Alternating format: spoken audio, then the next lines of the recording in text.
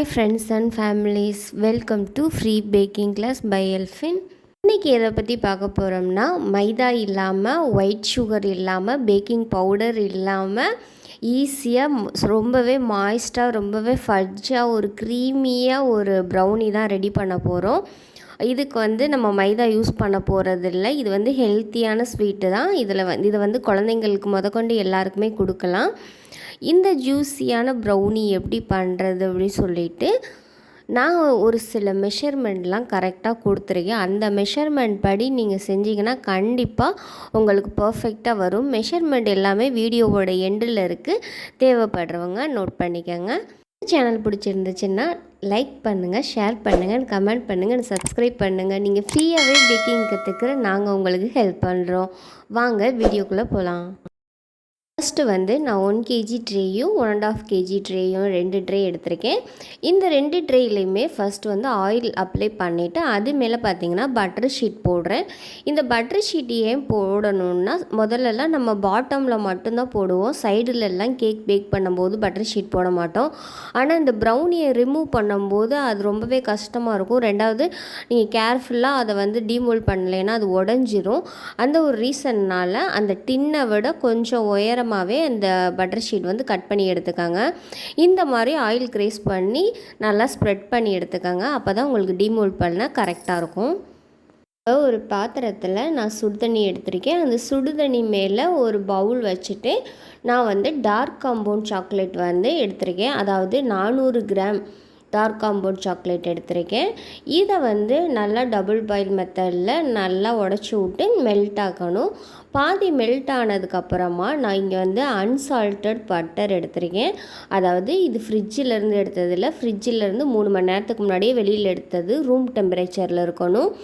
இந்த மாதிரி சாஃப்டாக இருக்கணும் பட்டரை. அப்போ தான் உங்கள் ப்ரௌனி நல்லா வரும். பட்டர் சேர்த்ததுக்கப்புறம் இந்த சாக்லேட்டும் பட்டரும் ஒன்றா பிளெண்ட் ஆகிற வரைக்கும் நீங்கள் நல்லா கலந்து எடுத்துக்கோங்க. நல்லா மெல்ட் பண்ணி எடுத்துக்கணும். இந்த மெல்ட் பண்ணதை சுடு தண்ணி பாத்திரத்துலேருந்து எடுத்து நல்லா ஆற வச்சுருங்க. இது கூடவே நான் ஒரு ஈரமில்லாத பவுலில் 6 முட்டை எடுத்திருக்கேன். இந்த முட்டை ரூம் டெம்பரேச்சரில் உள்ள முட்டை. ஃப்ரிட்ஜிலேருந்து எடுக்கிறதா இருந்தால் 3 மணி நேரத்துக்கு முன்னாடி எடுத்து வெளியில் வச்சுட்டு அப்புறம் யூஸ் பண்ணிக்கோங்க. இது கூடவே இந்த எக் ஸ்மெல் வராமல் இருக்கிறதுக்காக ஒரு முடி வெண்ணிலா எசன்ஸ் சேர்த்துருக்கேன். இது கூடவே நான் நாட்டு சக்கரை 2 கப் எடுத்திருக்கேன். 250 ml கப்பில் நான் 2 கப் எடுத்திருக்கேன். நீங்கள் ப்ரௌன் சுகர் யூஸ் பண்ணுறதா இருந்தால் நீங்கள் 1 cup brown sugar, 1 cup white sugar அந்த மாதிரி கூட யூஸ் பண்ணிக்கலாம். ஆனால் நான் இங்கே full and full brown sugar மட்டும்தான் எடுத்திருக்கேன். இந்த ப்ரௌன் சுகர் கரையிறது கொஞ்சம் லேட் ஆகும். அதனால நான் மிக்சியில் லைட்டாக பொடி பண்ணிவிட்டு அதுக்கப்புறம் சேர்த்துருக்கேன். ஒருவேளை விஸ்க் வச்சு உங்களுக்கு கலக்கிறது கொஞ்சம் கஷ்டமாக இருந்துச்சுன்னா நீங்கள் பீட்டரில் கூட கலந்து எடுத்துக்கலாம். இப்போ நல்லா கலந்ததுக்கப்புறம் இது கூடவே நம்ம மெல்ட் பண்ணி வச்சுருக்க பட்டர் அண்டு சாக்லேட்டையும் அந்த கலவையை இது கூட சேர்த்து நல்லா கலந்து எடுத்துக்கோங்க. நீங்கள் கலக்கும் போதே ஒரு கெட்டியான பதத்தில் அந்த பேட்டர் கிடைக்கும். அதுக்காண்டி கெட்டி ஆகுது அப்படின்னு சொல்லிட்டு நீங்கள் பயப்படலாம் வேணாம். அது அப்படியே தான் வரும். அதாவது முட்டையும் பட்டரும் சர்க்கரையும் சேர்ந்து பிளெண்ட் ஆகும்போது இந்த மாதிரி தான் ஒரு கெட்டியான பேட்டராக நம்மளுக்கு கிடைக்கும். இந்த பேட்டரு கூடவே நான் ஈரமில்லாத பாத்திரத்தில் ஒரு சல்லடை வச்சுட்டு இந்த சல்லடையில் நான் 1 கப் கோதுமை மாவு எடுத்திருக்கேன். அதாவது 250 ml கப்பில் 1 கப் எடுத்திருக்கேன். இதை லைட்டாக நான் சல்லடையில் ஆல்ரெடி ஃபைன் சல்லடை இருக்கும்ல, மாவு செழிப்போம்ல, அந்த சல்லடையில் ஒரு டைம் சளிச்சு எடுத்திருக்கேன். அதுக்கப்புறம் 1/2 கப் டார்க் கோகோ பவுடர் எடுத்திருக்கேன். இது 2ஐயும் சேர்த்து நல்லா மிக்ஸ் பண்ணி கலந்து எடுத்துக்கோங்க. அதாவது சளிச்சு எடுத்துக்கோங்க. அப்போ தான் இந்த கோதுமையும் கோகோ பவுடரும் கலந்து நல்ல ஒரு டெக்ஸ்சரில் நம்மளுக்கு கிடைக்கும். இப்போ இந்த கலந்து வச்சுருக்க மாவை நம்ம ஆல்ரெடி ரெடி பண்ணி வச்சுருக்க பேட்டரில் மறுபடியும் நான் சல்லடை வச்சு ஒரு 3 டைம்ஸ் சளிச்சு எடுத்துட்டு, ஏன்னா என்ன தான் நம்ம டைரெக்டாக கொட்டணுன்னாலும் அந்த இடத்துல கட்டியாக இருக்கும். நேரத்தில் கோகோ பவுடரும் கோதுமையும் ஒழுங்காக கலக்காமல் இருந்துச்சுன்னா கோகோ பவுடர் அதிகமாக இருக்க இடத்துல நம்மளுக்கு வந்து கசப்பு தட்டும். அந்த ஒரு ரீசன்னால தான் நம்ம 2வது டைமும் சலித்து எடுத்துக்கிறோம்.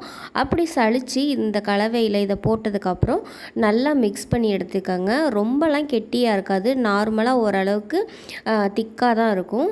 இப்போ ரெடி பண்ணி வச்சுருக்க பேட்டரை வந்து நான் இந்த ட்ரேயில் வந்து ஊற்றிக்கிறேன். 2 பேட்சாக பிரித்து 2க்கும் சரிசமமாக நான் ஊற்றி எடுத்துக்கிறேன்.